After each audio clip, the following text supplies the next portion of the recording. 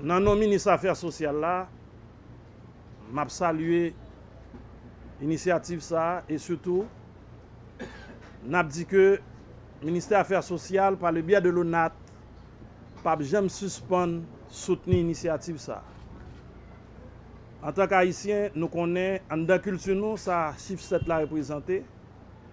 Donc c'est plus que jamais pour nous-mêmes une occasion pour nous dire à artisans yo, pour nous dire à Nouvelis, pour nous dire à IPA, Digicel, tout l'autre partenaire qui associé dans le gros travail ça, félicitations et que nous sommes toujours ensemble avec eux. Année ça, artisanat en fait, pour aller un espace non seulement pour artisans yo, mais aussi c'est un espace pour le ministère des Affaires sociales offrir à artisans yo, à public là, programme que lui-même désormais qu'il entend mettre en place et informer eux que déjà une bonne réforme que le ministre a déjà enclenché en dedans au NAT pour que les capable de répondre à secteur, à développement secteur. L'année passée, nous avons surtout insisté dans la formation employée pour être capable de capacité pour répondre à nouvelles dynamiques et surtout dynamique économique, dynamique culturelle que l'artisanat représente. Année ça, nous allons insister en pile sur formation artisan. Et c'est l'occasion pour me dire, dans le cas d'espace ça, que nous gagnons un centre que nous avons inauguré très prochainement, c'est dans le Carrefour Nazon, côté que nous avons marqué centre de formation et de l'emploi au ministère des Affaires sociales. Là-dedans, on a un espace pour le capable de faire formation continue pour artisans. Et c'est l'occasion pour me remercier le ministre Jean-Jacques qui veut faire de l'artisanat en priorité. Et plus que jamais, porte l'on a arrêté l'ouvrir à tout artisan. Parce que c'est vrai, nous, depuis pas mal de temps, il y a pile effort qui fait pour améliorer la qualité des produits, mais il y a pile effort encore qui était pour faire. Nous avons aimé que chaque artisan capable, même gens tant que Félicie Adel qui l'a, chaque artisan tant que gay qui déjà atteint un niveau et que nous connaissons les gens toujours abdim ça toujours disponible pour capable aider l'autre artisan à améliorer la qualité de production yo.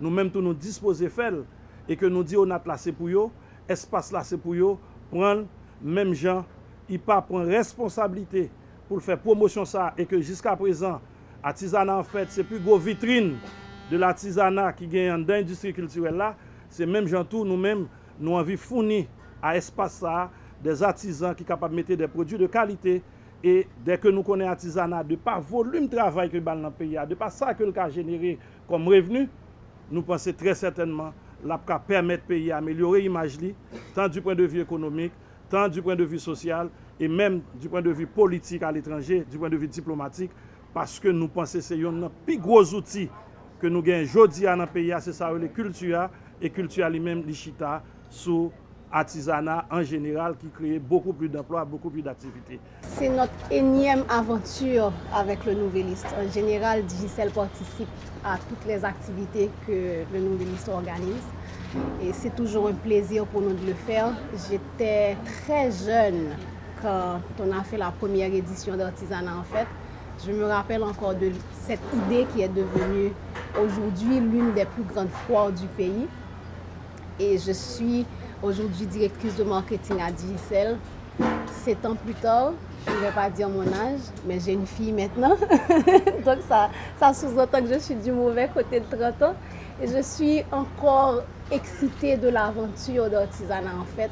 Je suis encore excitée de voir que nous sommes capables de réunir nos artisans, présenter Skyty à de mieux aux Haïtiens et au monde. L'année dernière, j'étais artisanat en fait, j'étais particulièrement contente et particulièrement impressionnée de voir la quantité d'étrangers qui venaient apprécier notre art. Et je pense que ce sont des initiatives du genre que Digicel continue à encourager. Nous l'avons fait avec Livre en Folie pour, comme on dit, meubler l'esprit de nos jeunes. Nous continuons avec Artisanat en fait parce que l'art, la culture est ce que nous avons de mieux dans notre pays. C'est ce que nous avons qui est toujours constant et la qualité ne fait que s'améliorer d'année en année. Et l'engagement de Digicel envers l'artisanat, en fait, dès le premier jour, a été de plein cœur et de plein gré, et c'est un engagement qui va continuer tout au long des années.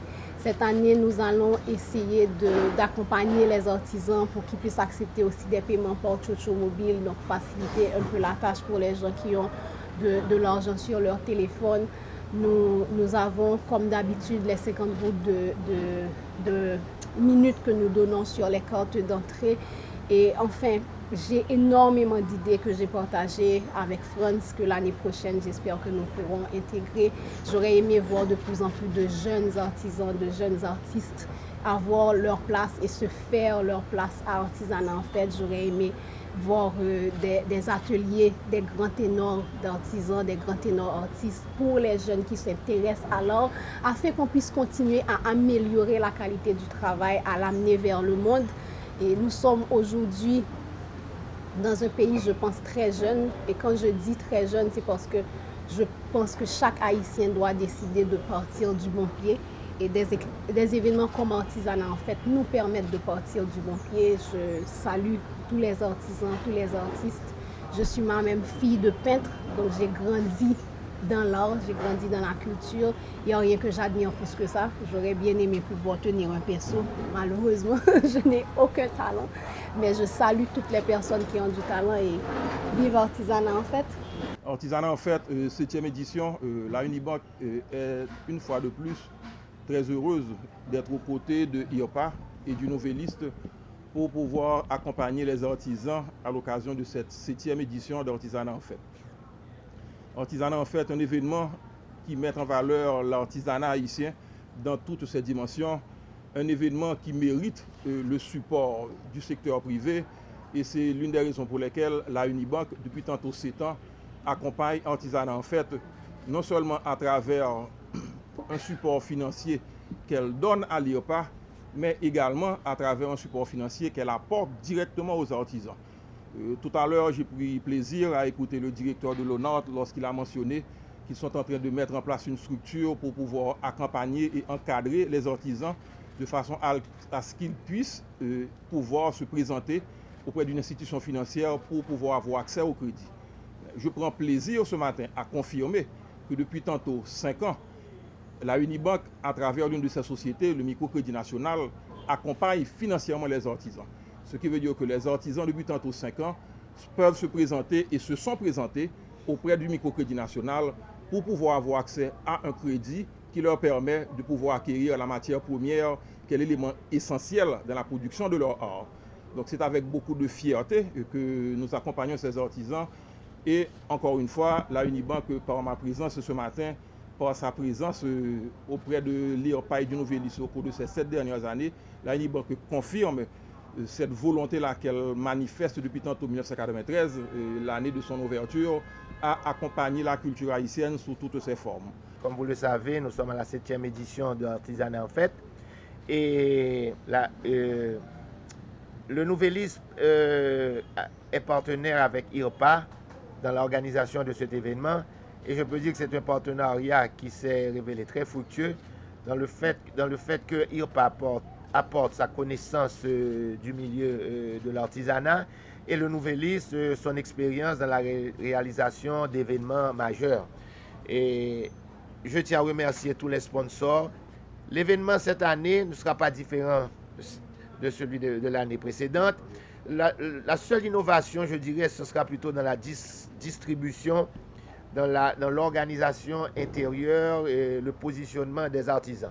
Nous avons décidé cette année de les regrouper par métier de façon à faciliter la recherche, disons, des visiteurs. Quelqu'un qui vient pour s'acheter un bijou, il va dans telle section et il trouvera tous les artisans qui font une offre au niveau des bijoux. Donc nous allons avoir des quartiers différents. Quartier du métal découpé, quartier de la pierre taillée, quartier des bijoux, quartier de la vannerie et les différents types d'artisanat qui seront représentés. Pourquoi cette innovation? C'est parce que très souvent, les artisans même, les participants, se plaignent que très souvent, ils sont mal positionnés par rapport à d'autres.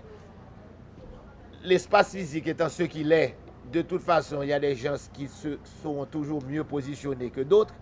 Donc, ce que nous avons voulu faire, c'est qu'au moins créer une certaine égalité à travers les différents métiers. C'est-à-dire, si quelqu'un se plaint, il ne pourra pas dire que son concurrent direct est mieux placé que lui, parce que son concurrent direct sera positionné tout près de lui. Donc, je pense que ceci va aussi apaiser les revendications des artisans, parce que c'est un problème insoluble du fait que le parc a ses limitations, il y a des espaces ombragés, il y a des espaces exposés au soleil, il y a des espaces qui sont mieux positionnés que d'autres, donc il faut de toute façon faire un choix. Donc maintenant, c'est le corps de métier qui pourra se plaindre qu'il est mal placé par rapport à un autre corps de métier, mais la revendication ne sera pas individuelle.